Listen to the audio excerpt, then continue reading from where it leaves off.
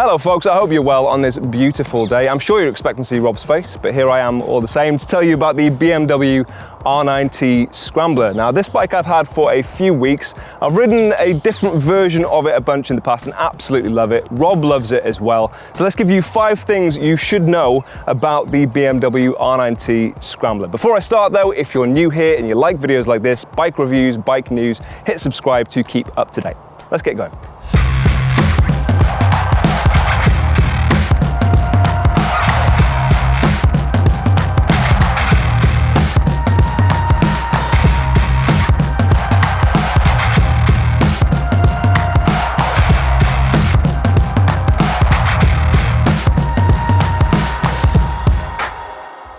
Okay, so the first point is this is called a Scrambler. Can you take it off-road? Yes. Would I want to? No. No, I wouldn't. It is not where it's happiest. But before I get too deep into why that might be, let me just say it's not necessarily a bad thing. There are obvious things like the fact that you've got that Boxer engine that you absolutely don't want to drop or mark. You've got no protection on the bottom and not the highest of ground clearances. Obviously as standard they come with cast wheels. You can spec out some spoked wheels if you prefer. I would also say that weight comes into play. It's not the lightest in its class, but fundamentally I think it comes down to the ergonomics and the riding position for me. For a lot of people though, buying this bike, they won't intend to take it off-road, or if they do, it won't be the majority of their riding experience.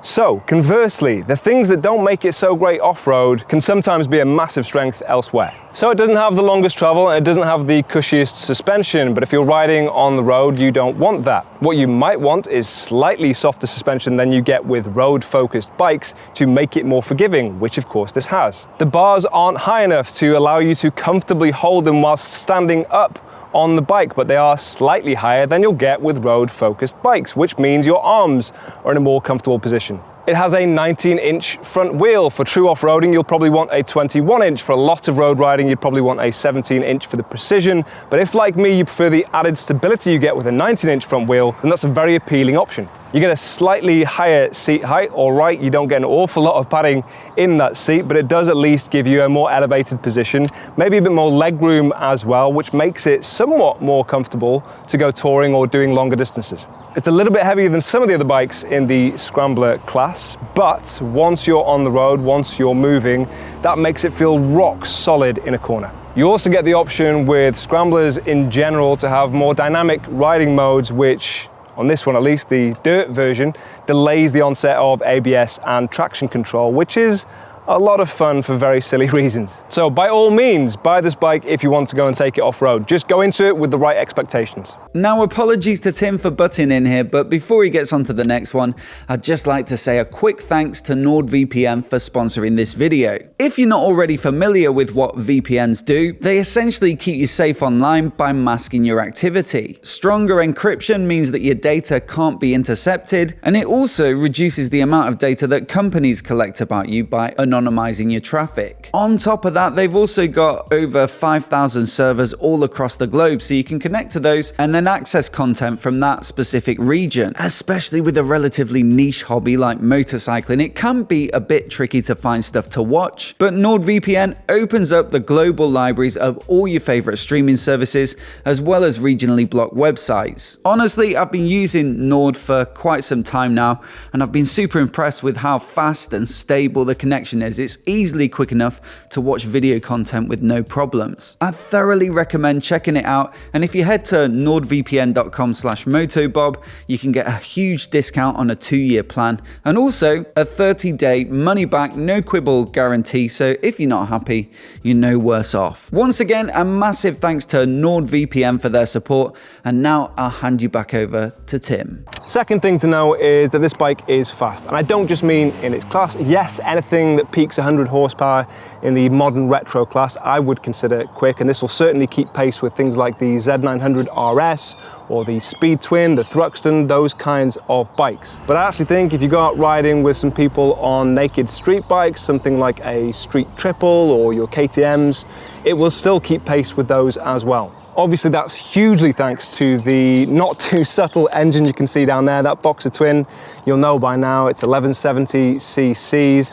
It's got 109 brake horsepower, just above 7,000 revs. It's got 116 Newton meters of torque at around 6,000 revs, and it's really nice and linear. Considering that it is an air and oil cooled engine, it's got a lot of chase to it. You really can work it quite hard. Weirdly enough, and I actually had to get used to this to a certain degree, it's quite delicate on the first application. So that's great for town riding, actually. It allows you to be quite smooth with your riding when you're doing traffic light stuff, all of the boring stuff that I get to do on a regular basis through London. Whilst I'm talking about London riding, the ergonomics lend themselves a lot to that kind of riding as well. Really comfortable position, and the weight of this bike is held really low, so it adds a lot of stability at low speeds.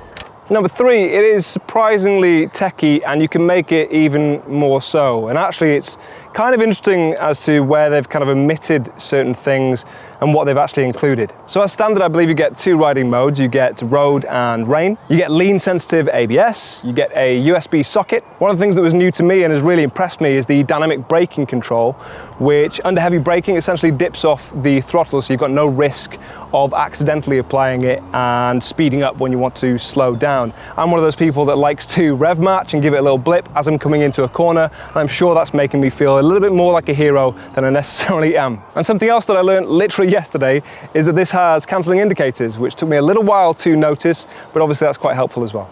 I really like the paired back instrument cluster. I like the fact that you've got that very clean looking clock with just a little bit of digital down the bottom there to give you a bit more information. I would definitely appreciate though a fuel gauge on this thing and a gear indicator. It's not the end of the world, it's just a bit of a strange thing to miss off. All of the things you get for standard do help justify the price of this to some degree, so it's just north of £11,000. I think the version I've actually got is just north of £12,000, because one of the things I would do to this is upgrade certain things or add on certain additional packs, like the comfort pack that this one actually came with, which has heated grips, not so relevant right now, but will be very useful in the winter, and cruise control, which is fantastic. I love using that thing on the motorway, mainly because once you've set it, it remembers the speed that you set it at. If you need to overtake something and then move around in front, when you've got inconsistent traffic, it will remember the speed as you throttle off. You don't need to reset it. That's very helpful.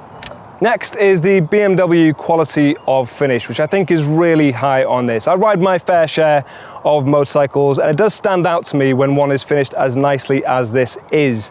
From obvious things like this premium paint finish, the really nice tuck and roll style seat that, in all honesty, I'd probably want a little bit more padding in, but it looks really nice. And it's perfectly comfortable for about an hour of riding. Beyond that, you may want to shift around a little bit. I really like the ergonomics of the hand controls. They're in just the right position. And I've heard from some of the people in the past about the finish of those controls. I don't think it's much of an issue for me, maybe with the exception of the cruise control switch, but everything else is finished really nicely. You've also got adjustable levers on the brakes, which ties back into the ergonomics of these controls being so good. Having a shaft drive has a few different benefits. One is the direct engagement and direct feel you get from the throttle to the rear wheel. It feels very precise and on point. The other thing that I have a lot of experience from previous bikes that I've owned is that they're much easier to run through the winter. You don't have to keep cleaning and lubing your chain.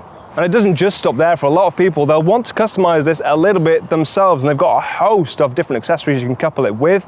I think if this was my bike, I would want to customize certain things on it, probably starting with some form of engine protection just in case. I'd probably also want to look at the machined cylinder heads, which look really, really nice, and most likely a new exhaust. This one actually has an Akrapovic on it, and it sounds great. It gives you enough encouragement, but I think you can find a little bit better.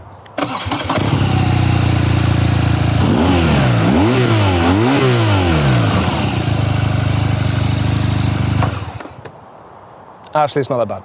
And the last point is that obviously this isn't the only version of the R9T. They have a few different flavors for you to choose between. In all honesty, I think this actually is one of my favorites. But if you're struggling to pick your favorite of that lineup, Rob's already done a comparison video explaining comprehensively the differences between them. So click on the link if you want to check it out, and we'll see you soon.